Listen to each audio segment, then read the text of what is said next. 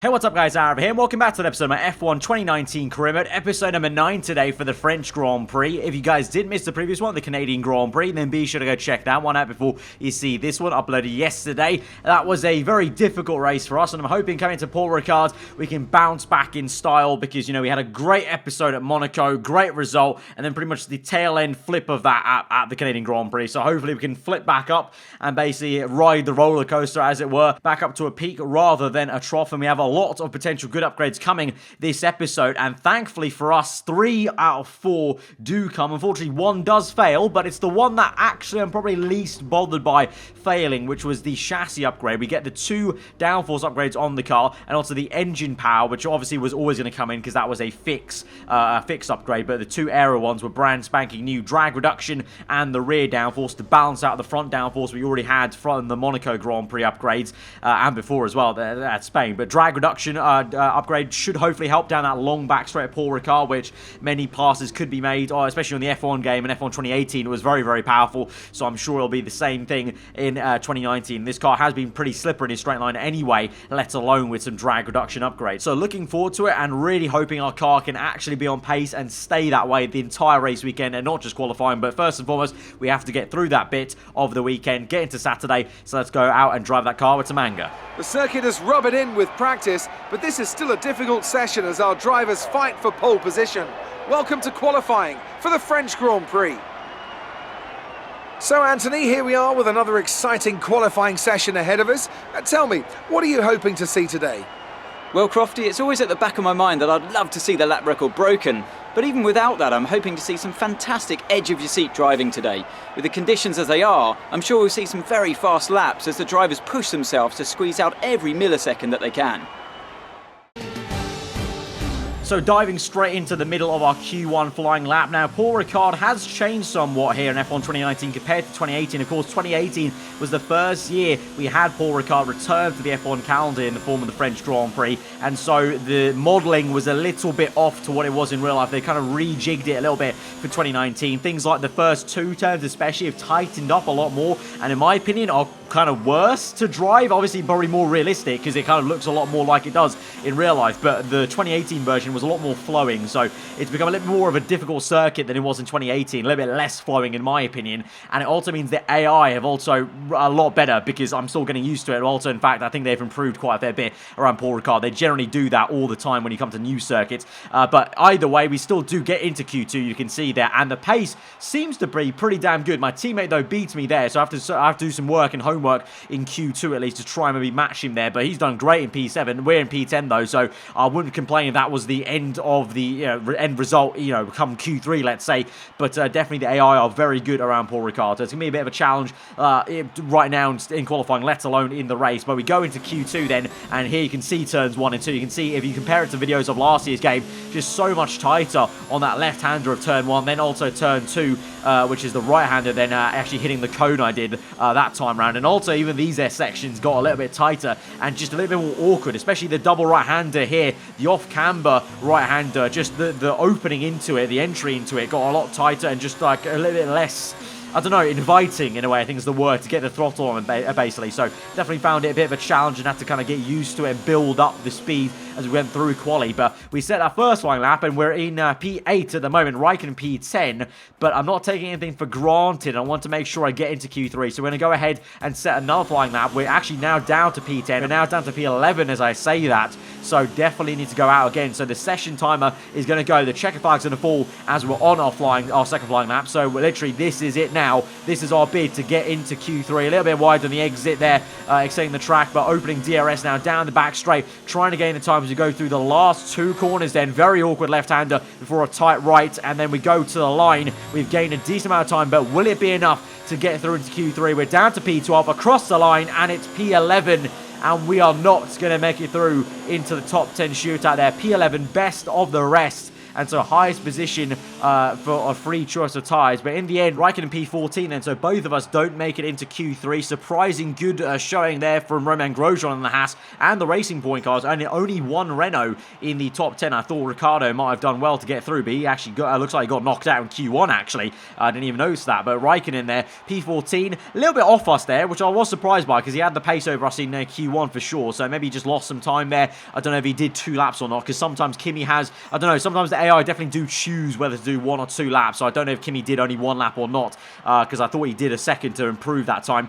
but still pretty good for us. Obviously, like I said, highest position for a free choice of tyres, so maybe we can do something clever with the strategy. Last year's game, the 1 stop was very good around here, but this Alfa Romeo car definitely has a lot more tyre wear than last year's was the case, so we have to watch out for that. But let's just go to race day, and fingers crossed, people, that it's not going to be a repeat of Canada, and we can actually hold through this pace and not just drop back through the Grand Prix. Welcome to Le Castellet as we return from across the Atlantic for the 2019 French Grand Prix. Reintroduced to the Formula One calendar just last year after an absence of almost 3 decades. The circuit, Paul Ricard, where racing legends such as Alain Prost gave us some Turn 1 excitement before Valtteri Bottas and Sebastian Vettel and a commanding victory from Lewis Hamilton gave us a brilliant race last year. What, I wonder, will it have in store for us this season? A lap of Paul Ricard then consists of 15 corners and a total length of around 3.6 miles. Drivers will need to position their cars carefully on the exit of the flat-out turn 10, ready for the double apex right-hander at 11. Watch out for potential overtaking action at the end of the start-finish straight and into the heavy braking zone of turn 8. Alongside me to discuss all the action today is Anthony Davidson. Thanks for joining us, Ant. And tell me, you were down in the pit lane earlier. How do you think the track conditions are today? Well, the surface looks clean enough, but I'm a little bit worried about the track temperature. It's pretty cool out there, which could give some teams difficulties when it comes to keeping their tyres in the right operating window. The cars out there that work their tyres hard and really put a lot of energy through them, they'll be the ones that are better off.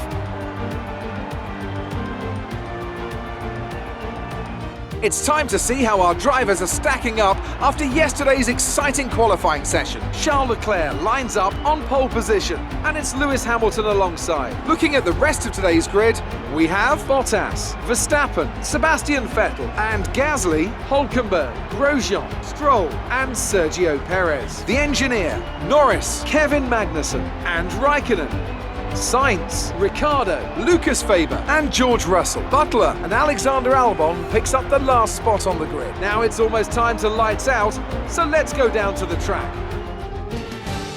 So the track's a little overcast as we go to the grid then, but I don't think there will be any actual rain forecast for later on the Grand Prix. It's actually going to get sunnier as we go through the afternoon. So strategy-wise then, not 1 stop on option there. So again, I don't know if that's the Alfa Romeo, having too much tyre wear maybe that we can't do a 1 stop going to other teams potentially, but it's a 2 or 3 stop then, starting on the soft tyre, going to 2 sets of mediums or 2 sets of mediums and a hard. Now, I don't think that 2 stop will actually be the one with harder compounded tyres. I don't think that's one we want to go for. I want to kind of go a bit more aggressive. That sounds kind of a little bit better to me, at least in my head. So we're going to go with that, but a very odd one. Now, I said 3 stop. There wasn't even a 3 stop available. It's actually both 2 stops.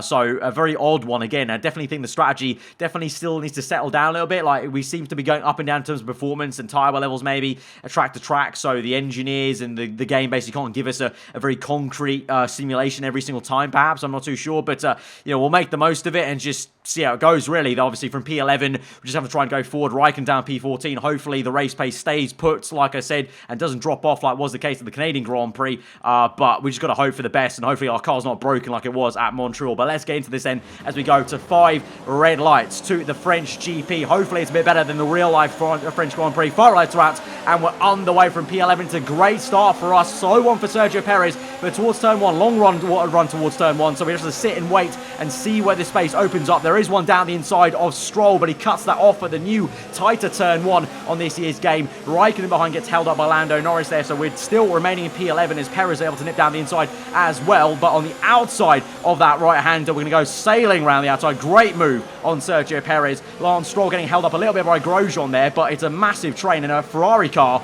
is actually massively down the order there. I don't know if that's Vettel or Leclerc, but one of the Ferraris is behind both the Red Bulls and the Mercedes car, so a bit of a calamity for them as we swing through on the back straight. Obviously, I hope the drag reduction upgrade we brought to this weekend will help us do some overtaking, but we'll just have to see how it goes. For now, no DRS available, so we can't really test that completely as we move on later into the Grand Prix. Lap number 2, still a battle going on there. That Ferrari, I think it's Vettel round the outside of Gasly there, so they're side by side. That's going to hold up this train massively, and so that is going to allow us to maybe try and make some moves here as we swing through. No DRS quite yet, remember, on lap 2 as well, but just pure slipstream and engine power. Could we try and close up on Stroll? No, it doesn't look like it. Very equalised to the Racing Point cars, so that might be a good sign, to be fair, because the Racing Point cars were very quick in Canada and were very much on the back of us. But that fight is still going on with Gasly and Vettel there, so they're still holding up Grosjean, the Renault as well, Hulkenberg. Ricciardo obviously is miles back from qualifying so badly, and so as we go through the next flat-out right-hander, Lance Stroll might just get put off a little bit, and so we go flat-out commitment there, and we're going to send one to the inside there. It's going to be very, very fine margins, but we're going to have to make a very aggressive move, feathering the throttle, and on the second apex of that right-hander in Sector 3, we get it up into P9, and so we can get a move onto Romain Grosjean. So far, looking good, and the soft tyres are working quite well. Obviously, we have to see how the tyre wear holds up, because, like I said, I don't know if it's the Alfa Romeo car that can't do a one-stop around Paul Ricard, or it's just a case of now on the 2019 game, it's not a one-stop kind of race. I'm just not too sure. Of course, that's the case with the new game. You just never really know in the first season. It's also why it's always exciting in the first season of career mode. But as we try and defend against Lance Stroll, try and break the toe and move around on the main straight, just taking to the racing line now through turn 1 and trying to size up a good exit on turn 2, nailing that exit there. A brilliant exit on Grosjean there. He's going to hold us up. He goes defensive to the inside. Can we do what we did to Sergio Perez though and sail on the outside? Yes, we will, but Grosjean holds his nose in there, and he's still set there to the inside. He dive bombs me. I try to switch back, doesn't work out because he parks it on the apex. Fair play to him, great defense, and so he's going to remain in P8. So a little bit of a oversteer moment, try and control it, but now we open DRS, and we're about to see if the drag reduction is going to help us out in terms of the upgrades, and also with DRS activated, and we're going to sail past Grosjean there in a straight line. So I think the upgrades are working quite well. I think so. Obviously, we've got the engine power as well to help us out, so that also might be a key thing. We've got Sergio Perez now out of the Grand Prix, so a man we overtook in 4 is now out, so one less person to worry about, I guess, later on in the race. We move on to lap number 4 then, and this battle is still going on between Vettel and Gasly. Obviously, they're not side by side now, but Vettel, horrendous pace right now, and he's being a major bottleneck to not only Gasly, but also Hulkenberg and me. So this is kind of weird to say, but the Ferrari's kind of helping us by being so slow. So now we open DRS on Hulkenberg, and we should be able to make a pass pretty easily. The Renault not too great in a straight line in this game for sure, and so can we make it work on the right hand side? We're going to get boxed in a little bit by Gasly, but we do have it done, and we're up into P7, so looking very good at the moment. And Paul Ricard would say right now, obviously early days, only 4 laps, but right now a lot better than the Canadian Grand Prix, where we were falling away at this point and struggling for grip and tyre wear. But Hulkenberg does have a little sniff to the inside of the right-hander, so need to make sure we defend and watch our back here as the tyre wear does kick in eventually as we go on through this stint. And speaking of tyre wear, it looks like we've got some people coming into the pit lane already on lap 5, so quite an early pit stop actually in my opinion, and we got Grosjean behind will also come in. We're going to continue on though, because the tyres feel pretty good, and Raikkonen will also do the same. So actually, to say that we're talking maybe about the Alfa Romeo having some bad tyre wear, looks like me and Kimi want to continue on. At least I feel good to continue on. It doesn't look like we're losing too much time, but my engineer, I can't obviously deny that my engineer wants me to come in on this next lap, so I'm going to follow him in, even though there was still some tyre wear left in them. Like the rears were only, you know, like 40%, I think that was, or something like that. So it really wasn't that bad. But if the strategy says it, I'm going to do it, because then otherwise we're going to lose too much time, maybe with everyone else undercutting us, basically. I think that might just happen now, because we're going to come into the pit lane, put on the set of medium tyres. So we are doing this soft, medium strategy. We get held up a little bit there by the Williams car. We just about get ahead of that Renault, but definitely held up a little bit. Going to lose maybe half a second there on the exit. But as we come out now down the pit exit, and we've been re-overtaken by Nico Hulkenberg. So we have effectively been undercut by Nico there. So although, like I said, the feeling wasn't too bad on the tyres, the actual lap time wasn't lying. We had to come in that previous lap actually in hindsight. So we move on then. We have to try and re-overtake him now. And we've also got our teammate to contend with, who's going to come out just behind me, or maybe behind Ricciardo. It looks like Ricciardo, but he's not too far off me here. So Raikkonen this time is matching me a little bit better. But up ahead, look at that, 2x2 squabble there, as we've got Hulkenberg trying to overtake. I think that's Grosjean, I would guess, because he was in the fight with us before. Yes, it is. Romain Grosjean Grosjean. So the Frenchman there trying to do a good job at his home race for trying to defend the position, defend that points paying position right now. I think it is P12, P11, or it will be points right now as we overtake Albon and Norris, who come in for a pit stop then. Hulkenberg really hounding him for that P10 position. Grosjean now up into P9 with those pit stops. Well, on to lap 10 on the back straight. Hulkenberg goes for the move on the right-hand side and gets it done even before we get to the apex there. And Grosjean has to settle down for P10, but we're just closing up. But we're not getting near enough to quite make any kind of move just yet, and so we're just sitting back here with a bucket of popcorn and watching these two fight really, as Grosjean now is gonna send it to the inside of the flat right-hander. What a great move there by Grosjean. Can he actually complete the move though? It's great commitment, you gotta say, either way from the Frenchman though, to the inside for the second apex there. He's gonna squeeze out Hulkenberg, but Hulkenberg comes back, taps him on the right, gets the elbows out, the off-camber left-hander comes in, and that's where we close up here. And so those two are still jostling for position, and so this is a great fight to watch, but we can definitely get in the middle of it and try and catch someone napping. And I think it just might be Hulkenberg. We're going to send it to the inside of the last corner. Little bit of contact made with his side pod. They're getting the elbows out as well, as Hulkenberg did to Grosjean there, and taking a leaf out of his book. We open DRS, and we're going to fly past him then up into P10. So kind of got caught out Hulkenberg a little bit because he was concentrating on Grosjean so much in the last corner. And now as we move on to lap 11, we'll fly down the main back straight. DRS open. We'll fake it to the right-hand side, then go to the left-hand side and try and make that move. But Grosjean will have a nice sweep round the outside and get it to the inside for the next part of that chicane. And we're going to have, a horrendous bit of oversteer. And thankfully save the car from going to the wall. So definitely flirting with the edge of grip here and the limits of this F1 car. But you've got to do that sometimes when you're trying to get some vital points here. But Grosjean putting up a great defensive fight. Hulkenberg now sends one down the inside. We've been tapped, and Hulkenberg just basically effectively taps us sideways off track there. My tyres were already starting to scream a little bit though, so it didn't give much. Literally a gust of wind would have pushed our car a little bit wide there because I was right on the edge of temperatures, I think.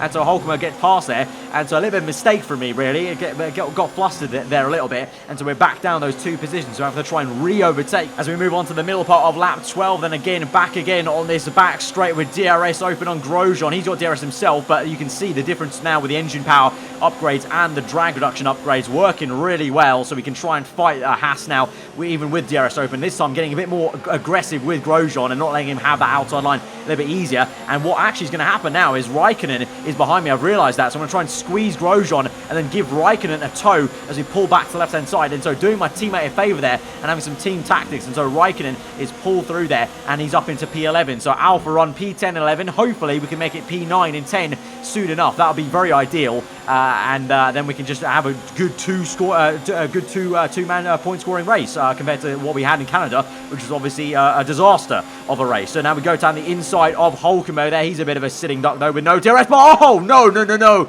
We've locked up. We've misjudged that brake point. We got so late on the brakes. I have to take the escape road and go through the polystyrene bollards there, and have to go through a bit of a three wide chicane there and do some turning angles the F1 cars are not used to. And so we lose two positions then in the end, the one to Hulkenberg and Raikkonen now. So we're down to P9 as it stands. Obviously we gained some free positions with some people making some pit stops of course, and we missed that. But yeah, horrendous. I thought we had that move done and dusted. That was a really nice move, and then last minute just didn't have the brake power. I was going to lock up, the double lock up and just go straight on. Instead I let go of the pedal, let the car roll through and then just go through the escape road. That's going to be a faster way to go around it rather than trying to lock up and just lose so much time just going straight on through over the blue painted lines. Instead of just taking to the actual escape road there. So we just have to try and re-overtake them now, basically make up for a mistake there. So, you know, like I said, already on the limit of things earlier on with that little contact with the Hulkenberg there, and even more so now trying to overtake him. But Raikkonen is having a real nice battle with Hulkenberg, and he will go and overtake him there. So looking good, and so our car is showing some genuine pace, if you can see our teammate overtaking other cars as well. So, and as the sun comes out, hopefully that will only make our car perform a little bit better, because obviously in the sun yesterday in qualifying, our car was going well, but as we now swoop through the right-hander, hopefully get a good exit and we can just nail Hulkenberg straight away with DRS here. And Raikkonen might also be susceptible to a pass potentially, because he's going to have no DRS. A massive train now of Raikkonen, Hulkenberg, myself, Grosjean and Ricciardo, and Raikkonen's the head of that, with the one kind of pulling everyone along. So here we go now. Hulkenberg goes for a move of Raikkonen. We're going to go for a move on the left-hand side. It's three wide into the left-hander. We're going to make a double pass, lock up on the front left, but we just about somehow slow down the car for a great overtake. Two-man overtake onto P7 then. Lovely stuff there. Hulkenberg now ahead of Raikkonen, unfortunately, though, for the sake of the team. But really good stuff there. Committed to that 3-wide moment there. As soon as I saw Hulkenberg go to the right, I knew I had to go to the inside and try and make it there. I was just kind of worried. As soon as my tyres started to lock up, I thought, oh no, it's going to happen again. We're going to go wide and we're going to go straight on, basically, and not be able to slow down the car. But thankfully you did. And we are booked in now. But as we move on to lap 16, then it's time for our second pit stop of the afternoon. The sun is now fully out here at Paul Ricard, but we're going to go on to another set of medium tyres there. Grosjean and Hulkenberg both follow us in then for the pit stop. Raikkonen continues on for one more lap, I believe that is. And so we're all in for another set of mediums, I think, because we're all on the same strategy. We do have some people who have gone a little bit longer and on hard tyres, so there might be some overtaking to do on some out-of-sync cars. But we get held up by Grosjean, and we get held up even more by the Williams car, and then we get passed by Hulkenberg. So we've just lost 2 positions there in the pit lane thanks to Grosjean, and then the Williams car also awkwardly coming down the pit lane. Obviously the Williams pit box is further down, so he's not even coming to the pit box yet. And so as we come out then, we've lost 2 positions. We're down to P16 then, and so I'm getting flashbacks to the Canadian Grand Prix. Somehow we're down in P16. I just hope that we gain these positions back, and there are definitely a lot of people yet to make pit stops. Otherwise I'm going to be severely pissed off at the fact that this race has fallen away from us after it was looking so good here. But look at the time we've lost to Grosjean there. I mean, on the minimap, look how far his dot is. That's ridiculous. We've lost so much time in the pit lane. So we've now got 10 laps to go. And once again, I've kind of got a little bit angry in the cockpit. So let's try and go out there, aggressively make these overtakes and get these places back, because that was just horrendous as a pit stop goes. So here we go now. Moving Hulkenberg. Where are we going to go? He's going to go defensive to the middle. So we're going to just go right around the outside on the right. And we're going to get that booked in up into P15. And now we use the clean air to try and chase after Romain Grosjean. We're going to see also where Kimi Raikkonen feeds out, because he's now coming for his pit stop 2 laps later on lap 18 this is. Hulkenberg slipstreaming me. We're going to go defensive for him. And we just passed Ricciardo there, who gets very narrowly close to our side pod, because obviously the exit is right on the racing line. And look at this. Raikkonen has overtaken us. So the overcut has this time worked. So the undercut worked sort of in the first stint, and then the overcuts worked out in the second stint here, because Raikkonen's now jumped us. So we're P10, Raikkonen's now P9. As we go across the line, I think, is there going to be any more people in the pit lane? Don't think so. So now we're going to have to go and make an overtake on the Iceman. On the outside we go. It's going to be a lovely little move, because Raikkonen keeps his foot into the inside there, so had to kind of jostle with the throttle pedal a little bit there and try and make sure we gave him the room on the outside, on the inside for turn 1. We made it work up into P9, and now a very unfamiliar name in this race is ahead of us.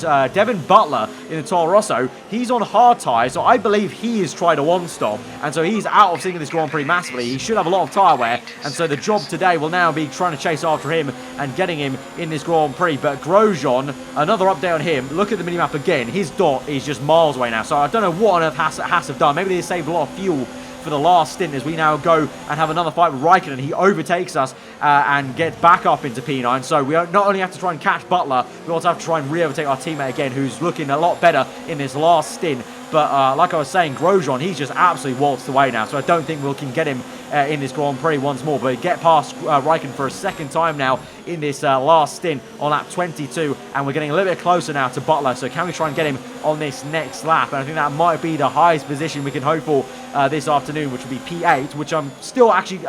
it's obviously a lot better than Canada, but I'm peeved off now because it could have been P7 if it wasn't for that hold-up in the pit lane, because literally that's the only difference here of why we lost that position to Grosjean, and now he's been released and he's just, you know, gone off in the distance. So that's very, very unfortunate. But obviously those things happen in the pit lane. It's just a bit of a kind of potluck with those things. But here we go now. DRS open on Butler. No contest there. Toro Rosso Honda with the Alfa Romeo Ferrari powered engine, and we're up into P8. And now the question is, can Raikkonen overtake Butler for P9 in the Grand Prix to make it an 8-9 for Alfa Romeo? Here we go. I think this is on the next lap or two, and Raikkonen goes on the outside on the main pit straight around the outside of turn 1. Butler puts up a good fight, but gets it down the inside. Raikkonen does of turn 2, and he will book in that P9, and that's going to be us holding it through to the end of the Grand Prix. Lap 27, you can see we have actually caught Grosjean at a rate of knots in only a couple of laps here. So give it maybe 2 more laps in this Grand Prix, we probably could have got back up into P7, but alas, it is the last lap of the Grand Prix, and so as we go through the last sector, it'll be Valtteri Bottas that wins the French Grand Prix, and it's going to be us booking in P8 and Kimi Raikkonen in P9. So even though I'm peeved off about P7, it's still a fantastic result, especially compared to Canada. So very much I'll take that double point scoring position for Alfa Romeo Racing, P8 and P9. Can't ask for too much more, to be fair. Well done, good finish. You stepped up and achieved what we asked. Good job. The Mercedes team pulled out a fantastic performance today. They should be proud. Anthony Davidson, what helped them deliver this result, do you think? I really feel the track layout combined with the track temperatures we saw today suited their car. These cars come alive when the tyres are just at the right temperature, and the driver did a great job managing that as well. They just look so comfortable out there. It's like anything, it always looks so easy when it all just clicks. So after a magnificent race, we can now see the drivers making their way to the podium. Once again, it's the Silver Arrows who take top spot, a well-earned victory for Mercedes.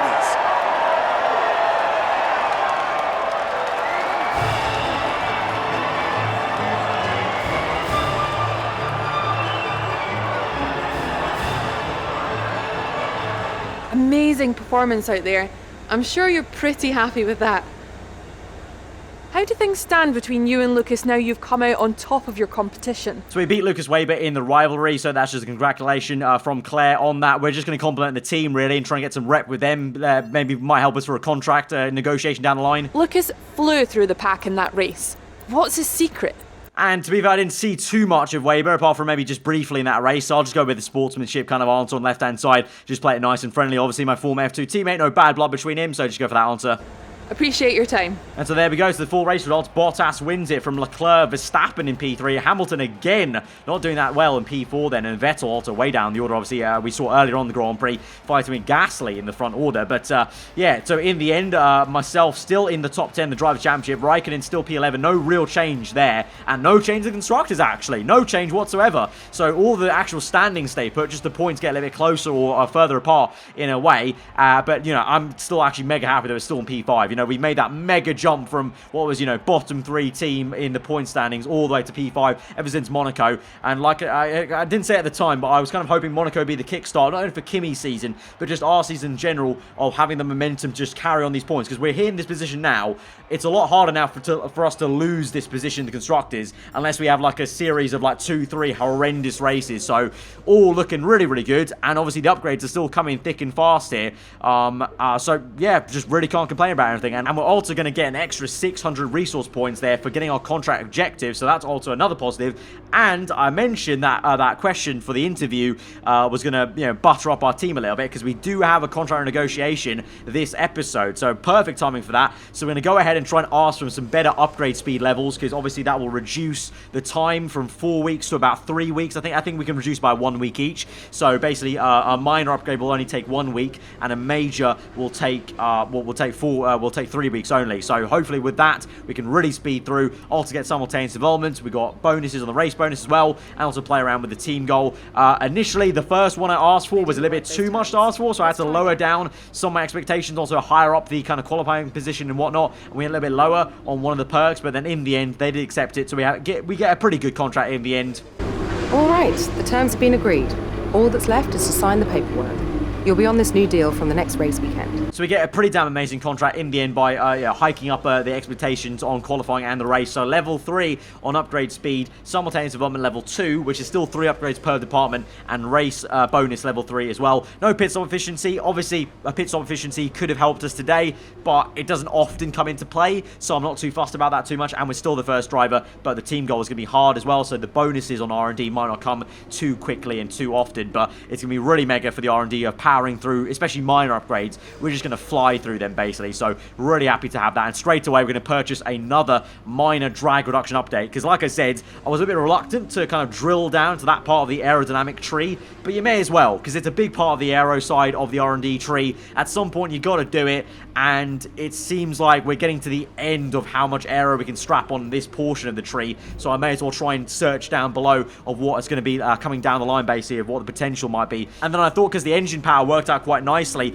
and next episode is the Austrian Grand Prix, which is very much a power circuit, and the next upgrade for the engine power is a minor upgrade. Would go for that, and that should come in, hopefully, if it doesn't fail, will come in next episode. So that'll be major dividends for Austria, having a drag reduction update and an engine power update at a power circuit. So next episode could be very tasty for our team, and we could try and, better what we've done here today at the French Grand Prix. But all in all, still a really sound episode, and it's good that we were able to do what I said at the very start of the episode and bounce back from what was such a horrendous Canadian Grand Prix. So guys, if you did enjoy that episode, be sure to smash that like button. Let me know your thought in the comments below. If you are new around here, do subscribe for weekly Formula 1 content. I've been Aarava. Have a nice day. I'll see you guys next time. Goodbye.